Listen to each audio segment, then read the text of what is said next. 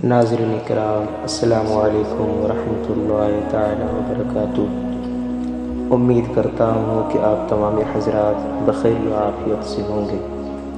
ناظرین کرام، آپ کو اس چینل کے مادھیم سے روزانہ الگ الگ ٹاپک پر ویڈیو دیکھنے کو ملے گا انشاءاللہ تبارک و تعالی۔ اس لیے ہمارے فردوسی چینل کو سبسکرائب ضرور کر لیں اور ویڈیو کو شیئر بھی کر دیں۔ اب ٹاپک پر آتے ہیں۔ آج کے اس ویڈیو میں ہم آپ کو حضرت ابراہیم علی نبینا علیہ الصلوۃ والتسلیم کی پیدائش اور ان کی حالات زندگی کے کچھ اہم پہلو پر روشنی ڈالنے کی کوشش کریں گے جو قرآن کریم میں موجود ہیں۔ آپ کا ایمان انشاءاللہ تبارک و تعالی سن کر ضرور تازہ ہو جائے گا، اس لیے آپ حضرات ویڈیو کے لاسٹ تک بنے رہیں۔ قرآن کریم میں اللہ تبارک و تعالی ارشاد فرماتا ہے: اعوذ باللہ من الشیطان الرجیم، بسم اللہ الرحمن الرحیم، واتخذ اللہ ابراہیم خلیلا۔ ترجمہ: اور اللہ تبارک و تعالی نے ابراہیم علیہ السلام کو اپنا گہرا دوست بنایا۔ ہمارے پیارے رسول محمد مصطفیٰ صلی اللہ تعالی علیہ وآلہ وسلم کے جد کریم حضرت ابراہیم خلیل اللہ علیہ الصلوۃ والسلام کی پیدائش بابل شہر میں نمرود مردود کے دور سلطنت میں ہوئی۔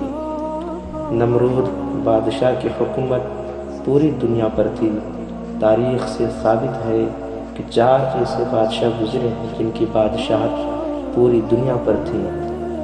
ان چاروں میں 2 بادشاہ مومن تھے اور 2 بادشاہ کافر تھے۔ مومنوں میں ایک حضرت سکندر ذوالقرنین علیہ الرحمہ اور دوسرے حضرت سلیمان علیہ السلام تھے، اور کافروں میں ایک بخت نصر اور دوسرا بادشاہ نمرود مردود تھا۔ اللہ تبارک و تعالیٰ کا فضل و احسان ہے کہ ہمارے پیارے نبی احمد مصطفیٰ محمد مصطفیٰ صلی اللہ تعالی علیہ وآلہ وسلم دونوں عالم کے بادشاہ ہیں۔ جیسا کہ سرکار اعلیٰ حضرت امام احمد رضا خان فاضل بریلوی علیہ رحمۃ رضوان نے کیا خود ارشاد فرمایا کہ جس کو شایان عرش خدا پر جلوس ہے وہ سلطان والا ہمارا نبی، اور اپنے مولا کا پیارا ہمارا نبی، دونوں عالم کا دولہ ہمارا نبی۔ ناظرین کرام، اب حضرت ابراہیم علی نبینا علیہ الصلوۃ والتسلیم کی پیدائش کے واقعے کو آپ کے سامنے رکھنے کی جسارت حاصل کر رہے ہیں کہ جب حضرت ابراہیم علی نبینا علیہ الصلوۃ والتسلیم کی پیدائش کا وقت قریب آیا تو آپ کی والدہ ماجدہ نمرود بادشاہ کے ڈر سے ایک تخت خانہ میں چلی گئی جو آپ کے والد ماجد نے شہر سے دور تیار کیا تھا۔ اسی تخت خانہ میں حضرت ابراہیم علیہ السلام پیدا ہوئے اور وہیں رہے۔ روزانہ آپ کی والدہ اس تخت خانہ میں تشریف لاتی اور دودھ پلا کر واپس آ جاتی۔ آپ بہت جلد بڑھ رہے تھے، 1 ماہ میں اتنا بڑھتے تھے جتنا دوسرے بچے 1 سال میں بڑھتے ہیں۔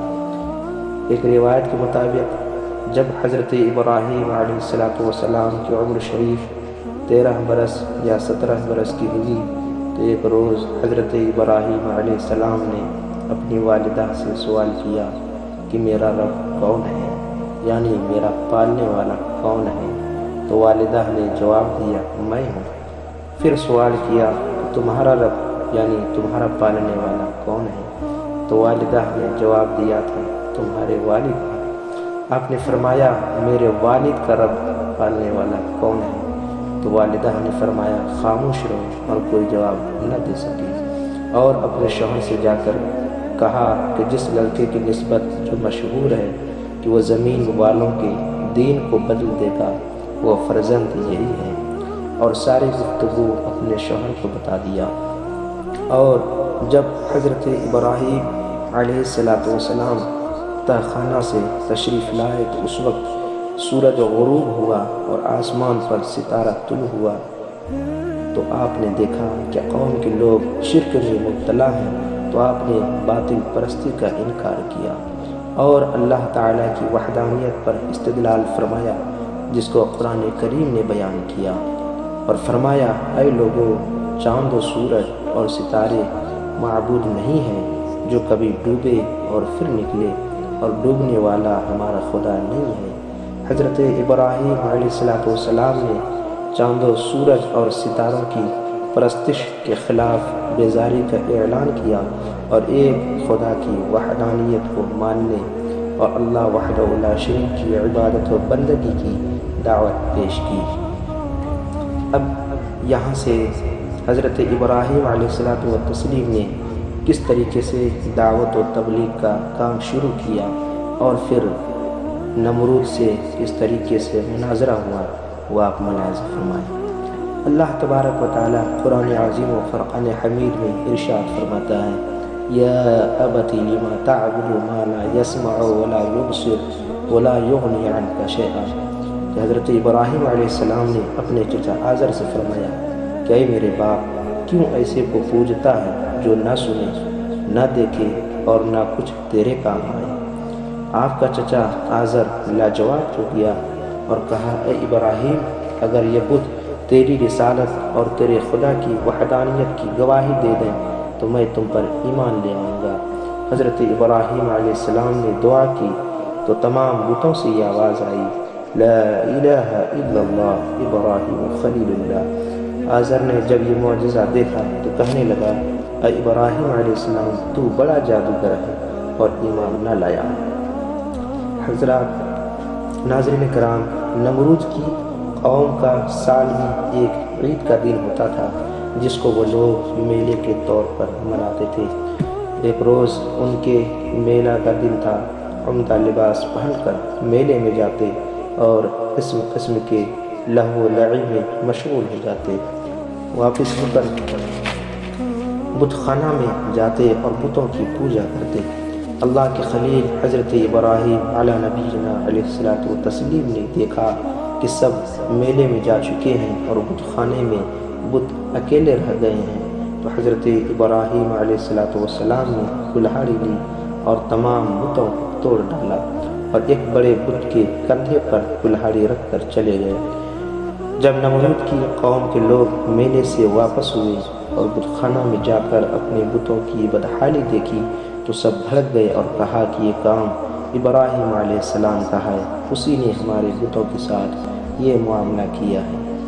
جب یہ واقعہ نمرود کو بتایا گیا تو نمرود مردود نے حضرت ابراہیم علیہ السلام کو بلایا۔ حضرت ابراہیم علیہ السلام تشریف لائے تو نمرود کو سجدہ کیا، جو اس کے دربار میں ہر آنے والے کا طریقہ تھا۔ تو نمرود نے آپ سے کہا، تم نے مجھے سجدہ نہیں کیا؟ تو حضرت ابراہیم علیہ السلام نے فرمایا، میں اپنے رب تعالیٰ کے علاوہ کسی کو سجدہ نہیں کرتا ہوں۔ تو نمرود نے کہا کہ تیرا رب کون ہے؟ حضرت ابراہیم علیہ السلام نے فرمایا، ربی الذی یحیی و یمیت، قال انا احیی و امیت۔ قرآن پاک میں ہے کہ میرا رب وہ ہے جو کہ جلاتا اور مارتا ہے، بولا میں جلاتا ہوں اور مارتا ہوں۔ چنانچہ نمرود نے 2 قیدیوں کو بلایا، ایک قیدی جو رہا ہونے والا تھا اس کو مار دیا اور جو قتل ہونے والا تھا اس کو رہا کر دیا اور کہا میں نے اس کو زندہ کر دیا۔ اے ابراہیم علیہ السلام، دیکھو میں بھی زندہ کرتا ہوں اور مارتا ہوں۔ ناظرین کرام، حضرت ابراہیم علیہ السلام نے جان لیا کہ نمرود بڑا بیوقوف اور نادان ہے۔ اب اس کے سامنے ایسی دلیل پیش کی جائے جس سے ظالم نمرود بے بس اور لاچار ہو جائے اور اس کی جھوٹی خدائی کا بھانڈا پھوٹ جائے۔ اس لیے حضرت ابراہیم علیہ السلام نے ایک ایسی دلیل قائم فرمائی جس کا کوئی جواب نمرود کے پاس نہ تھا۔ اس کو قرآن کریم بیان فرماتا ہے، قال ابراہیم فإن اللہ یأتی بالشمس من المشرق فأت بها من المغرب فبہت الذی کفر۔ کہ ابراہیم علیہ السلام نے فرمایا تو اللہ سورج کو لاتا ہے پورب سے، تو اس کو پچھم سے لیا، تو ہوش اڑ گئے کافر کے۔ نمرود مردود غصہ میں آ کر کہنے لگا، اے ابراہیم علیہ السلام، تو نے ہی ہمارے بتوں کو توڑا ہے۔ تو حضرت ابراہیم علیہ السلام نے فرمایا کہ اس بڑے بت سے پوچھو جس کے کندھے پر کلہاڑی رکھی ہوئی ہے، ایسا لگتا ہے کہ اسی بڑے بت نے ناراض ہو کر تمام بتوں کو توڑ دیا ہے۔ تو نمرود نے جواب دیا کہ تمہیں خوب معلوم ہے کہ یہ بت سنتے نہیں اور بولتے نہیں۔ تو حضرت ابراہیم علیہ السلام نے فرمایا، قال افتعبدون من دون اللہ ما لا ينفعكم شيئا ولا يضركم۔ ترجمہ، کہا تو کیا اللہ کے سوا ایسے کو پوجتے ہو جو نہ تمہیں نفع دے اور نہ نقصان پہنچائے؟ خلاصہ یہ نکلا کہ حضرت ابراہیم علیہ السلام کی گفتگو کا نمرود مردود کے پاس کچھ جواب نہ تھا، اس لیے عاجز و شرمندہ ہو کر حضرت ابراہیم علیہ السلام کو قید کر دیا۔ نمرود نے اپنے خاص لوگوں سے مشورہ کیا کہ ابراہیم علیہ السلام کے ساتھ کیا سلوک کیا جائے۔ مشورہ میں طے ہوا کہ آپ کو آگ کے شعلوں میں زندہ ڈال کر جلا دیا جائے۔ نمرود مردود نے حکم دیا کہ ایک پتھر کی 30 گز لمبی اور 20 گز چوڑی ایک چہار دیواری تیار کی جائے اور ہر چھوٹے بڑے مرد عورت اس چہار دیواری میں لکڑیاں جمع کریں، اور جو اس حکم کی نافرمانی کرے گا اس کو بھی حضرت ابراہیم علیہ السلام کے ساتھ اسی آگ میں ڈال دیا جائے گا۔ کفار و مشرکین نے حضرت ابراہیم علیہ السلام کی دشمنی اور نمرود مردود کو خوش کرنے کے لیے اس جوش و خروش کے ساتھ لکڑیاں جمع کی۔ 1 ماہ کامل تک لکڑیاں جمع کی جاتی رہیں۔ جب چہار دیواری لکڑیوں سے بھر گئی تو ان میں آگ لگا دی گئی۔ آگ کے شعلے آسمان کو چھونے لگے۔ اگر کوئی پرندہ آگ کے اوپر سے گزرتا تو جل کر راکھ ہو جاتا تھا۔ آگ کی گرمی اور حرارت سے شہر کے لوگ پریشان ہونے لگے اور آبادی کے لوگوں کا اپنے گھروں میں رہنا دشوار ہو گیا تھا۔ جب آگ اپنے پورے شباب پر آ گئی اور حضرت ابراہیم علیہ السلام منجنیق کے ذریعے آگ میں ڈالے جا رہے تھے، حضرت ابراہیم علیہ السلام حاضر خدمت ہوئے اور عرض کیا، یا ابراہیم الک حاجت، یعنی اے ابراہیم علیہ السلام کو یہ حاجت ہو تو بتائیے۔ جبرائیل علیہ السلام خدمت کے لیے حاضر ہیں۔ آپ نے ارشاد فرمایا، نعم اما الیک فلا، ہاں حاجت تو ہے، مگر اے جبرائیل علیہ السلام تم سے کوئی حاجت نہیں ہے۔ حضرت جبرائیل علیہ السلام نے عرض کی، آپ کو جس سے حاجت ہے اس سے طلب کرو۔ حضرت ابراہیم علیہ السلام نے فرمایا، علمہ بحالی حسبی من سوالی، یعنی وہ میرے حال کو خوب جانتا ہے اور وہ میرے سوال سے باخبر ہے، اور وہی میرے لیے کافی ہے۔ گویا حضرت ابراہیم علیہ السلام فرما رہے تھے کہ جانتا ہے وہ میرا رب جلیل آگ میں جاتا ہے اب اس کا خلیل۔ اب حضرت ابراہیم علی نبینا علیہ السلام آگ کے قریب پہنچ چکے تھے کہ اللہ تبارک و تعالیٰ کا حکم ہوتا ہے، یا نارو کونی بردا و سلاما علی ابراہیم، کہ اے آگ ٹھنڈی ہو جا اور سلامتی ابراہیم پر۔ رب تعالیٰ کا حکم سنتے ہی آگ حضرت ابراہیم علیہ السلام پر گلزار ہو گئی۔ نمرود مردود بلند مکان پر چڑھ کر دیکھنے لگا کہ حضرت ابراہیم علیہ السلام ہلاک اور آگ میں جل کر راکھ ہو گئے ہوں گے۔ جب دیکھا تو آگ کے تمام شعلے پھول بن چکے تھے اور تمام آتش کدہ گلے گلزار بنا ہوا تھا، اور حضرت ابراہیم علیہ السلام فرشتوں کے جھرمٹ میں پھولوں کے تخت پر جلوا کر تھے۔ پوچھا، اے ابراہیم علیہ السلام کس طرح اس آگ سے بچ کر اس ناز و نعمت میں پہنچ گئے ہو؟